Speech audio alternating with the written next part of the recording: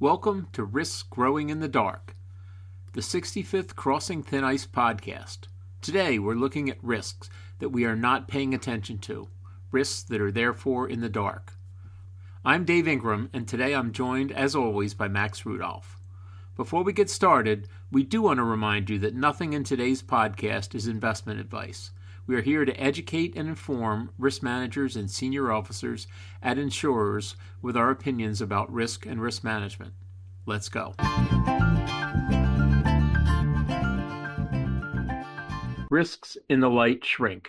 Risks in the dark grow. Returns in the light shrink faster than risk. Returns in the dark grow slower than risk. Risks grow in the dark until the light finds them too late. This was first written by me thinking about the mortgage crisis that led up to the 2008 financial crisis. Everybody was looking at their risks, but they weren't seeing the big risk, the risk of default of a large fraction of the mortgages that were being written into all of these mortgage-backed securities.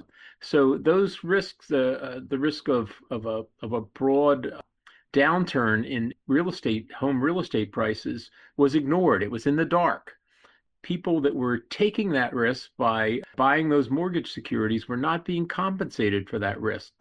Their returns for taking that risk were very small because they didn't see them. Then all of a sudden in 2008, those risks came into the light. And there were many, many defaults, and many of these so-called AAA securities were defaulting or being downgraded severely. Many banks had to be bailed out. So this idea of risk and light was really fundamental to what we saw then.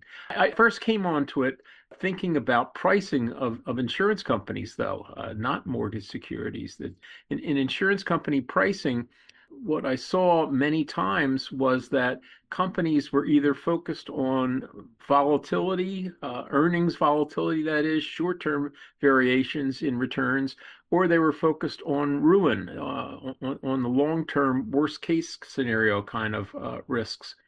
Very few people paid attention to both.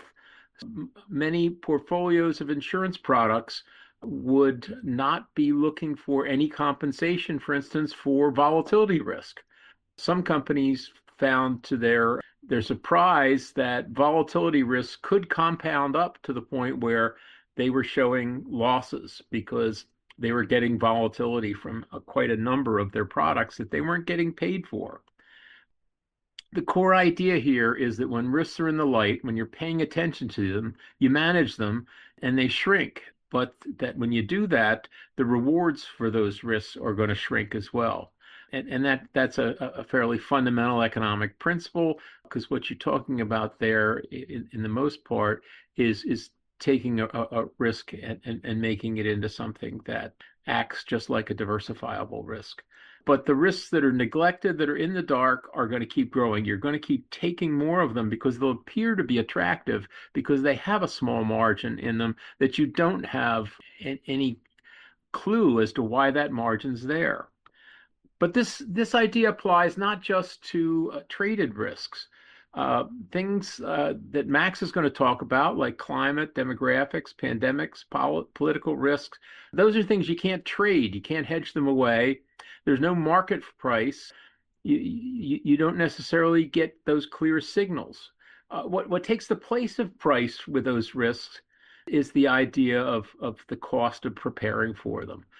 For some of these non-traded risks, when they're in the dark, you're not preparing for them, so you're not paying for them, in effect.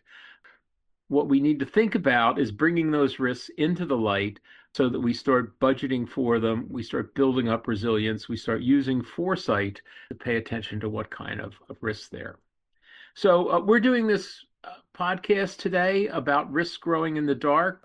At Max's suggestion, my impression is Max really likes that phrase of risk growing in the dark. And he's going to take us deeper into those risks that I just mentioned. Most of this discussion, or maybe all of it, won't be about financial transactions, about hedging and pricing and so on, but it's about preparing for risks and thinking of which risks that you should be preparing for. So let me take my risk and light idea and expand it into these non-traded risks before I turn it over to Max. Risks in the light without returns will be contained, while risks in the dark without returns will be retained. Risks in the light shrink, their burden shared. Risks in the dark grow, unseen and unprepared. Risks grow in the dark until the light finds them, but too late. Well, thanks, Dave. That's interesting and as always thought-provoking. I think the listeners will need to listen to some of those sections more than once to really engage with it. But if they do, they'll be much better off. There's a couple of common themes when I look forward to find risk growing in the dark. One is when analysts are ignoring long-term impacts and focused on short-term returns. An insurance example is when we have assets with assumptions that can be locked in only for 10 to 20 years due to climate change, demographic, and financial trends, while we're pricing liability cash flows for 50 years or more. That's just an inconsistency that, just like a twisting of the yield curve, can cause a problem for us. Take a moment to think about a scenario using first principles. That's always my first step with some of these kind of new scenarios. Another is to look for examples where history rhymes. Where is today similar to past periods? I find that many of the past periods I worry about were given descriptive names. So let's think about today. Neil Howe has used the term fourth turning to defined as a roughly 100-year cycle, and we've talked about this before on our podcast, but our collective memory of bad things only lasts as long as people who experienced it are alive. We're going through that today with the Holocaust as we have disinformation about that.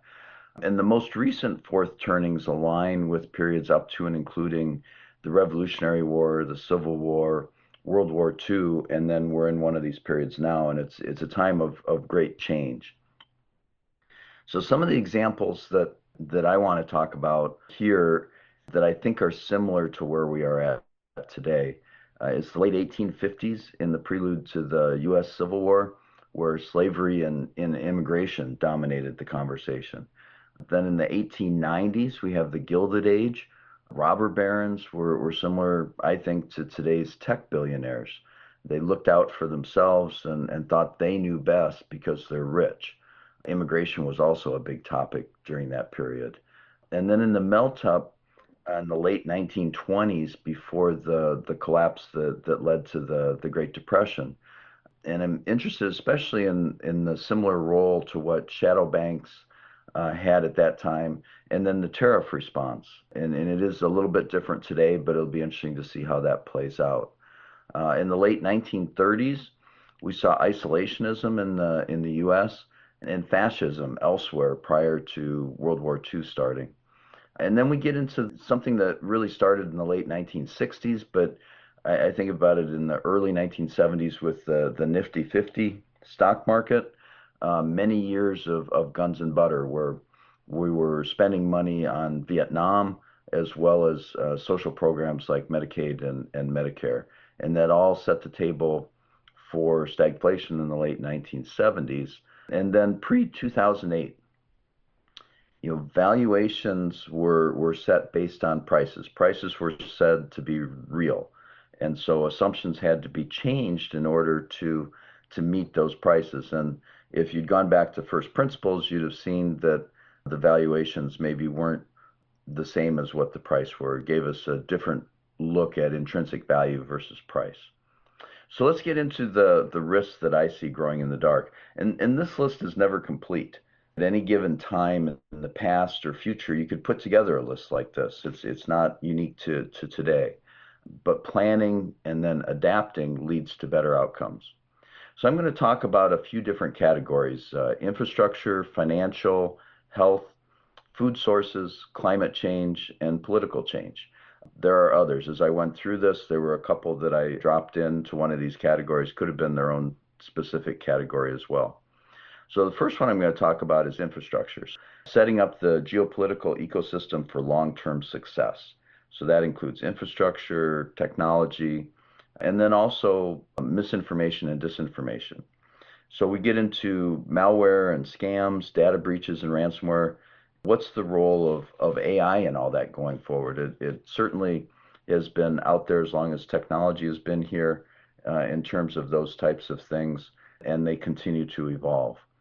What's the role of the Doge cuts and other research funding cuts? Infrastructure is necessary for the economy to grow. Bridges are failing, and now money for roads is being rolled back. That impact will be felt for decades. The FEMA changes, which have made the U.S. ecosystem more fragile. And then renewable energy projects have been scrapped, leaving future electricity shortfalls and higher costs. Next category that I'm going to talk about is financial. We have the government debt to GDP ratios continuing to rise and already at record levels, levels that remind us of John Law, huge blowups in the past.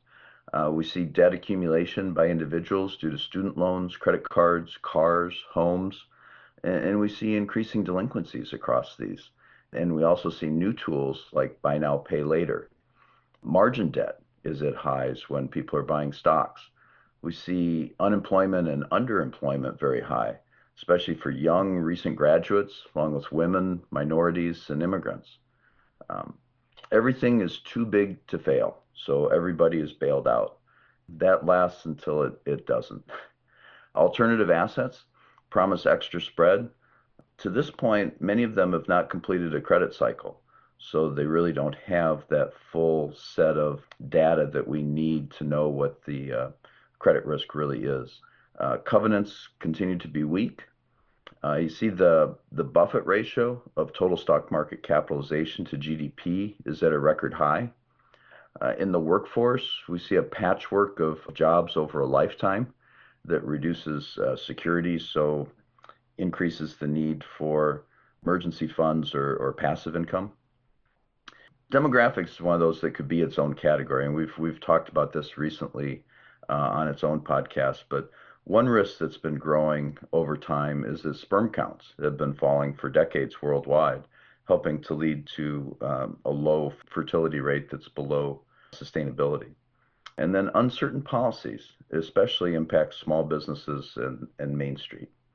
And then let's put an insurance focus on some of the financial ones as well.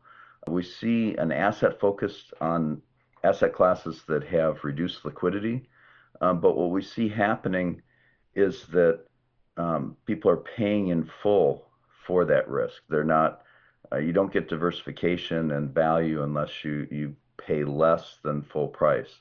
And especially of late, there's so many people focused on that asset class that there's a lot of competition to get into it.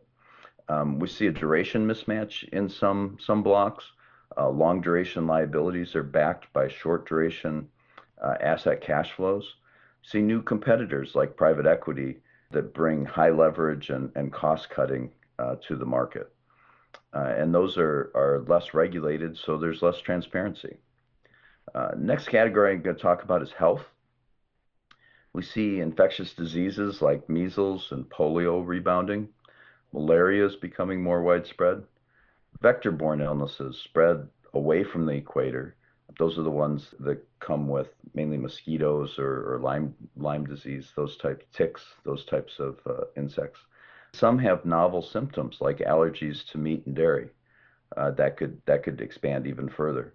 Pandemics, another one that we could spend a lot of time on, but really want to focus on the legal challenges to movement for the next pandemic. That'll increase the spread. Reduced health research funding is one of those risks growing that you can't really count the number of people who didn't die because research that wasn't done. It's a real thing, kind of part of infrastructure as well. Reduced reporting makes diseases more likely to become endemic before we even know that they exist. And then antimicrobial resistance is growing in Ukraine battlefields as drug-resistant strains evolve. And that was something that actually was expected and has been shown to be true. Longevity risk, one that's very close to insurance practitioners, but it's very complicated. On the one hand, you have hotter areas on the Earth, but not all are increasing in temperature at the same rate. It's warming faster closer to the poles and in Europe. Young, old, pregnant, and immunocompromised people all have negative outcomes when temperatures rise. And as a side comment, we should all start to learn about wet bulb temperature to help manage this risk. At the same time, health research is advancing quickly, with cancer and diabetes treatments especially effective, with major impacts on insurers. Next category is food sources. We see seafood depletion around the world and due to overfishing, and species are naturally moving away from the heat at the equator as the oceans warm. We see concerns about ocean boundaries between warm and cold water that act as nurseries for krill and other food that drives the food chain. And then beef and dairy. It's hard on the climate, and now it's susceptible to H5N1 influenza as well. Even having a dog has ramifications due to their meat eating status. What's the plan if beef becomes unpopular and can't be sold? What is plan B for those areas that create beef? Next category is climate change. It's a threat multiplier, and we see tipping points neared as permafrost melts, albedo decreases, and the AMOC slows. Biodiversity is falling quickly. Insect populations are collapsing in many places. And this doesn't really belong in this category, but earthquakes along the west coast of the U.S. have been quiet for many years, despite constantly building pressure to move. That's a ticking time bomb as well. Political change. We have changing geopolitics and supply chain interactions. We have the rise of dictator wannabes with the constant testing of boundaries following the game plan from 1930s Germany. Groups are not allowed due process, and the rule of law is weakening. Immigration challenges interact with climate. Those burning fossil fuels don't want to accept the climate migrants they are forcing to leave their homes. And then terrorism. If you treat people with respect, they return the favor. Actions lead to consequences over time. To circle back, I started off with too many are focused on transactions and rules-based regulations rather than making decisions that optimize over long-term time horizons. So Dave, that gets out a short list, maybe longer than I could have had, but a list of risks growing in the dark. How might we adapt so we end up with better outcomes? So that's a great question, Max. Let me get to that in a second. Let me just loop back to that traded versus untraded because you did list a number of things there. One or two of them were somewhat traded risk. Most of them were untraded risk. For the traded risks, if you're the only one seeing the danger, you can often just step away. You just stop trading with that risk. But with non-traded risks, you can't step away. And for most of the risks on Max's list, there is no way to walk away. You can't walk away from climate change. You can't walk away from a world with the demographic shifts we're going to be experiencing. And you certainly saw that you couldn't walk away from a pandemic. Withdrawal isn't a risk management option there. I think it only leaves you one real choice, and that's what Max just mentioned, adapting. In general, most of the time, there are a number of choices for how you manage risks in general. You can be a trader of risks so that you're always looking for higher returns, selling this risk, buying that risk. You're doing the complex financial transactions and sometimes willing to take pretty bold bets. That's a strategy that can win big sometimes, but that's also the strategy that crashes the hardest. There's another strategy where you can do the opposite. You can avoid risk. You can hold tightly to safety, to doing the things that will keep you safe. And that works for a while, but it fails to allow you to grow when the opportunities are there. There's a third strategy I'll call the diversifier. Under that strategy, you would try many, many things because you just don't feel like you have a good call on what the future is going to be like. So if you have many small, medium-sized bets, you can be pretty sure that all of them won't go south at the same time, and some of them will succeed. That's a strategy that can give you moderate results in many environments. Finally, there's the strategy that I probably spent the most time personally with, which is the enterprise risk manager, where those of us that try to practice that are big on analytics and control cycles and managing things in a balanced way, monitoring them, steering your path. And you have to be pretty confident, though, that that analysis gives you good results. And each of those strategies works sometimes. There are times when the world favors different ones of those strategy. But the strategy that I wanted to emphasize here, as Max mentioned, is the strategy of adapting. The adapter looks at all those possibilities, looks at the world. The adapter expects things to change, expects that the strategy that you're using right now and possibly using very successfully won't be the best strategy next year or the year after. So the adapter is someone that helps you prepare to shift when the environment no longer fits the strategy. So the adapter has a checklist. There's four things the adapter is constantly cycling through. And the first of those, and perhaps the most important, is diagnosing the environment, watching to see what's happening. And that's what Max was just doing a diagnostic of the environment. And he saw a lot of things to be concerned about. And so the second thing the adapter then does is check whether your strategy is aligned with the risks that you find in the environment. And if you listen to Max's list there, you probably will find several that are significant risks that have a good chance of causing problems that you may not be prepared for.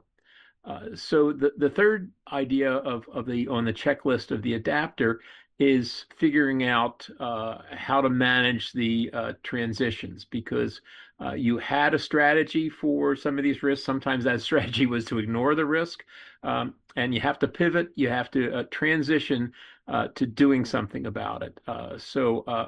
And that's the adapter helps to shepherd that.